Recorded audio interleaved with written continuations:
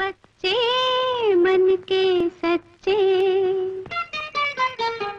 बच्चे मन के सच्चे, सारे जग की आँख के तारे। बच्चों सुप्रभात। मैं ज्योति चौधरी आज आपसे बात करूंगी सुलेख के बारे में। बच्चों सुलेख जैसे नाम से ही समझ में आ रहा है कि जब हम इसका संधि विच्छेद करें सु जमा लेख, कि जो भी आप लिख रहे हैं, जब आप सु मतलब सुंदर तरीके से लिखते हैं तो उसे हम बोलते हैं सुलेख। यानी कि जो हिंदी में जब आप देवनागरी लिपि में कुछ लिखें और बहुत ही सुंदर सुंदर बनाकर लिखें तो उसे हम बोलते हैं सुलेख।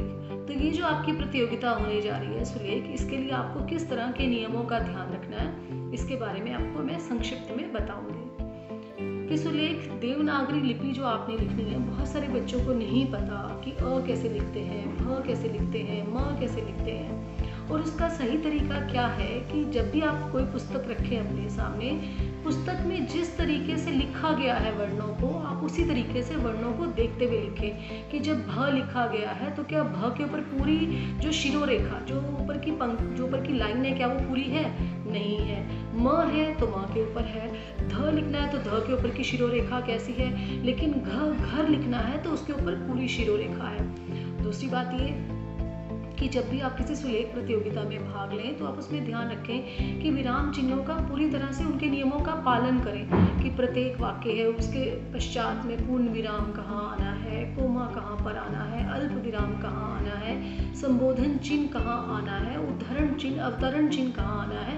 इस तरह के नियमों का आप ध्यान रखें। और अक्षर के ऊपर अक्षर ना चढ़ाएं। एक वाक्य और दूसरे वाक्य के बीच में किस तरह की दूरी हो, सभी वाक्य एक बराबर होने चाहिए। ये नहीं कोई वाक्य बड़ा और कोई वाक्य या कोई शब्द, कोई वर्ण छोटा और कोई वर्ण आप बड़ा रखें। जब आप सुलेख देखें तो इस तरीके का सुलेख हो कि लगे आपने मोतियों को पिरो दिया है। और इसके लिए सबसे श्रेष्ठ साधन यही है कि आप जब भी लिखें पुस्तक सामने देखकर उसमें लिखे हुए वर्ण और अक्षरों को ध्यान से देखें, उन्हें ऑब्जर्व करें और बिल्कुल उन्हीं की तरह हूबहू बनाने की चेष्टा करें। और ऐसा करने से, निरंतर प्रयास करने से आपका सुलेख बहुत ही अच्छा हो जाएगा। आपकी इस प्रतियोगिता के लिए शुभकामनाओं के साथ धन्यवाद।